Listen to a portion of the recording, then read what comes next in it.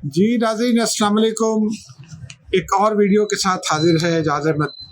Important खबरें, कहीं ना जाइएगा। पहले रनडाउन आपको बता देते हैं। इलेक्शन कमीशन ने कुछ फहरिस्तें तलब की हैं ब्यूरोक्रेट्स की। क्यों तलब की हैं ये आपको बताते हैं। बुशरा बीबी बतौर मुल्जिमा नैब में पेश हो गई। सवालनामा मिल गया। 12 सवालात हैं। सवालात क्या हैं ये आपको बताएंगे। नाज़रीन, नून लीग को मज़ीद तोहफे मिलना शुरू हो गए। सियासी तोहफे हैं। तोहफे कौन से हैं ये आपको बताएंगे। और फिर पाकिस्तान पीपल्स पार्टी बिलावल भुट्टो से जुड़ी एक इंतहाई बड़ी खबर और नून लीग पीपल्स पार्टी की एक मुलाकात का ऐलान। नाज़रीन, अब खबरों की जानिब आ जाते हैं। पहले इलेक्शन कमीशन की खबर पर चलते हैं। इलेक्शन कमीशन ने हुकूमत से तलब की है तमाम जो डिस्ट्रिक्ट एडमिनिस्ट्रेशन हैं उनकी फहरिस्तें। इलेक्शन का दौर दौरा है। इंतखाबी शेड्यूल का ऐलान होना है और इलेक्शन कमीशन ये चाहता है कि जो ब्यूरोक्रेट्स हैं तमाम को बदल दिया जाए।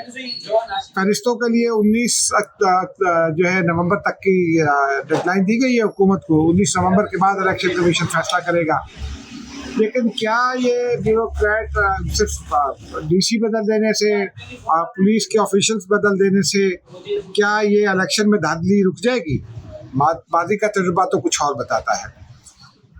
जिनको रोकने की जरूरत है धांधली के लिए, जिन जो पहलू हैं उन पर तवज्जो करने की जरूरत है धांधली के को रोकने के लिए। और फिर जो जिन इक़दामात की जरूरत है लेवल प्लेइंग फील्ड के लिए, उनकी जरूरत है। इसलिए ये मेरे ख्याल में ये इक़दाम नाकाफ़ी होगा। कुछ और चीज़ों को इंश्योर करना होगा और वो चीज़ें इंश्योर हो सकती हैं एक पॉलिटिकल पार्टी के साथ डायलॉग करके और जो स्टेक होल्डर्स हैं उनके साथ भी डायलॉग करके। बहरहाल, अब अगली खबर की जानिब चलते हैं। नाज़रीन, बुशरा बीबी नैब में गवाह से मुल्जिमा हो गई हैं, ये तो आप सब जानते हैं। आज वो पेश हुई, सारा दिन उनकी खबरें भी चलती रही। मुल्जिमा बुशरा बीबी को एक सवालनामा दे दिया गया, ये कम लोग जानते हैं। सवालनामा 12 सवालात पर मुश्तमिल है। सवालात क्या है ये हम आपको बताते हैं। मसलन उनसे ये पूछा गया है कि उनकी हैसियत क्या है अलकादिर ट्रस्ट में। उनसे ये पूछा गया है कि क्या वो अलकादिर ट्रस्ट में सिर्फ ट्रस्टी हैं या फिर जो है वो वहाँ कुछ और जिम्मेदारियाँ यानी तदरीसी जिम्मेदारियाँ अदा करती हैं। उनसे यह भी पूछा गया है कि अलकादिर ट्रस्ट का आइडिया किसका था। फिर क्या मलिक रियाज हुसैन, बहरिया टाउन वाले मलिक रियाज का क्या ताल्लुक है? क्या वो मलिक रियाज ने आपसे रब्ता किया था ज़मीन की डोनेशन के लिए या फिर आप लोगों ने उनसे रब्ता किया? फिर उनको एक तारीख बताई गई है, 24 मई है गलबन 2021 की तारीख के। उस वक्त जो एक स्टेटमेंट ऑफ डिक्लेरेशन दी गई, क्या आप उससे आगाह हैं? माफ़ कीजिएगा, डिक्लेरेशन डीड, अलकादिर ट्रस्ट की जो एग्रीमेंट डीड है उसके बारे में बात हो रही है। क्या आप उससे आगाह हैं? फिर उनसे ये पूछा गया कि फराह शहजादी को क्या आप जानती हैं? क्या आपका ताल्लुक फराह शहजादी से क्या है? फिर ये भी पूछा गया कि फराह शहजादी ने जो 240 कनाल ज़मीन हासिल की, वो क्या आपके इल्म में है? ये और इस किस्म के जो सवालात हैं नाज़रीन, बड़े क्रिटिकल सवालात हैं। ये अब दे दिए गए, उनको वक्त दे दिया गया है। उनके वकील ने भी तस्दीक कर दी। आज उनको गिरफ्तार नहीं किया गया, लेकिन उनकी किसी वक्त भी नैब के इस केस में उनका जवाब आने के बाद डिपेंड करेगा कि नैब उनको गिरफ्तार करने का फैसला करता है या फिर उनको मज़ीद जो है इंक्वायरी के लिए तलब करता है, ये बताया जाएगा। इस वक्त जब मैं ये वीडियो रिकॉर्ड कर रहा हूँ, अब इमरान खान साहब भी इसमें चूँकि पहले से नामजद हैं और अब वो शरीक मुल्जिमा हो गई हैं अलकादिर ट्रस्ट केस की। फिर 190 मिलियन पाउंड के हवाले से इस पर तहकीकात हो रही है। वो 190 मिलियन पाउंड जो मलिक रियाज को दिए गए थे। इसी मामले में जब मैं ये वीडियो रिकॉर्ड कर रहा हूँ तो नैब की टीम अडयाला जेल में मौजूद है इमरान खान से तहकीकात करने के लिए। और इतना यही है कि आपसे कुछ घंटों के बाद जब मैं ये वीडियो रिकॉर्ड कर रहा हूँ, इमरान खान की गिरफ्तारी डाल दी जाएगी इस केस में और इसकी तैयारियाँ मुकम्मल हैं। अब देखिए हतमी तौर पर क्या खबर सामने आती है, लेकिन नैब की टीम तहकीकात के लिए अडयाला जेल में मौजूद है, ये इंपॉर्टेंट बात है। नाज़रीन, अब ज़रा आगे चलते हैं। मुस्लिम लीग नून के हवाले से खबर है, लेकिन इसमें बुशरा बीबी भी इन्वॉल्व है। बुशरा बीबी के देवर हैं खावर मानिका साहब के भाई हैं अहमद फारूक मानिका, साबिक देवर। वो मुस्लिम लीग नून में शामिल हो गए हैं। उनके एक और साबिक देवर अहमद रजा मानिका, पहले भी नून लीग में थे, वो एमपी भी रहे नून लीग के, लेकिन अब वो उनके जो दूसरे देवर हैं अहमद फारूक मानिका, वो नून लीग का हिस्सा बन गए हैं। इसमें एक इम्पॉर्टेंट बात यह है कि शौकत हयात मानिका माफ़ कीजिएगा, शौकत हयात कह दिया वो मुनासिब नहीं, हयात मानेका साहब जो है वो भी इलेक्शन लड़ चुके हैं और अहमद फारूक मानेका के खिलाफ, लेकिन अब ये दोनों नून लीग में होंगे और फिर क्या बनता है ये भी देखना बाकी है। बलूचिस्तान अवामी पार्टी के तमाम लोगों के बारे में अब ये इतला है कि जो एक पार्टी तो खालिद बख्शी उसके सदर हो गए हैं, वो जम करते हैं या नहीं नून लीग में अपने आप को, ये अगले 1-2 दिन में पता चलेगा। लेकिन और बहुत सारे लोग हैं, ख़ास तौर पर जाम कमाल और फिर बलूचिस्तान के कुछ और लोग जो बाप पार्टी में थे, एक उनके सदर भी थे जो जाम कमाल के बाद गालिबन अयूब नाम था उनका। बहरहाल वो जा रहे हैं नून लीग में। और उसके अलावा नाज़रीन मुजफ्फरगढ़ में कुछ शमूलियतें हुई। अहमद जमील चांडिया साहब हैं, वो और उनके भाई नून लीग में चले गए हैं।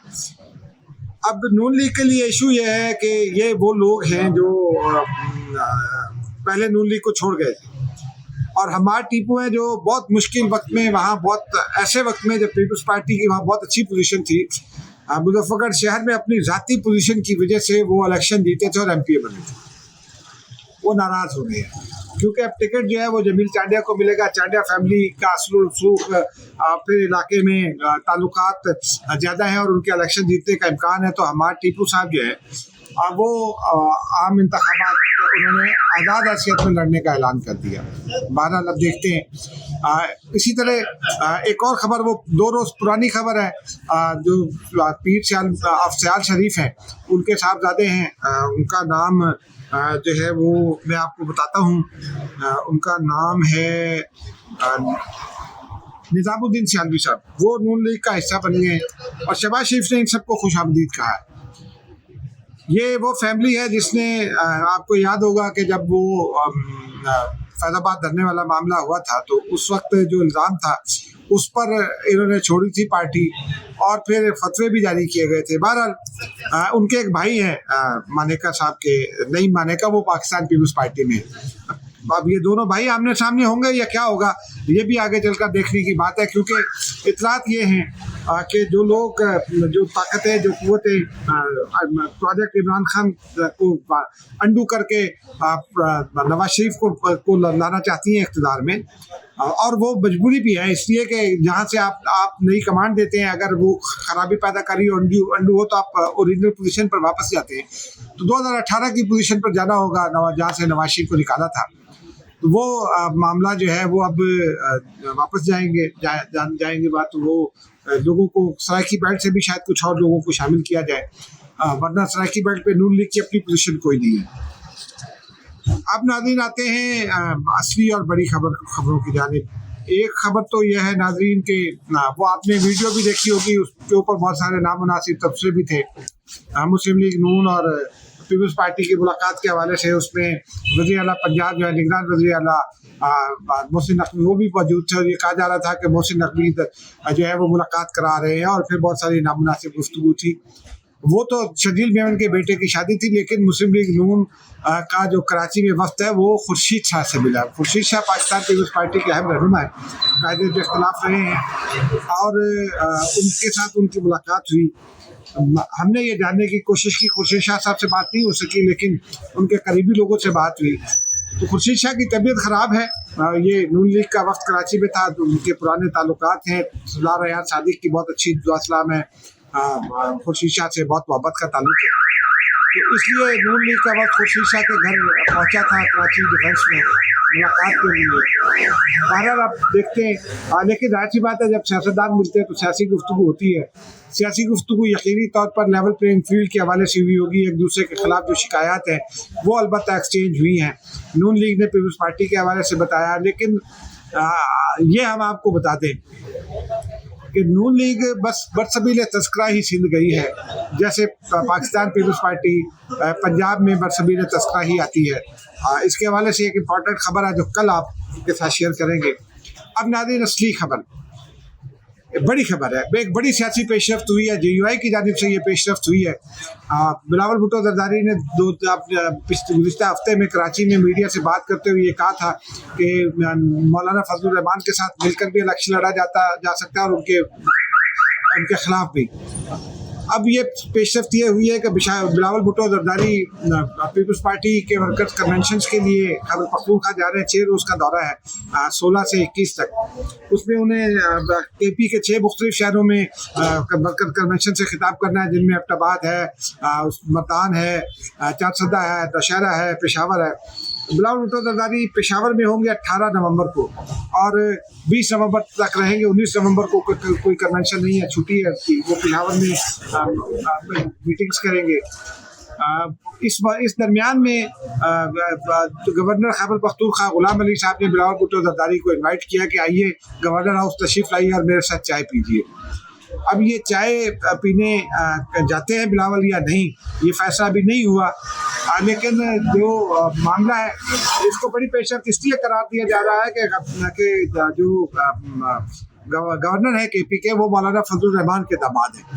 और अब JUI का बरकत पीपल्स पार्टी खुद अपने बयानात में फैसल करीम कुंडी और दीगर लोग ये करार दे चुके हैं कि ये JUI का बरकत बन गया है गवर्नर हाउस।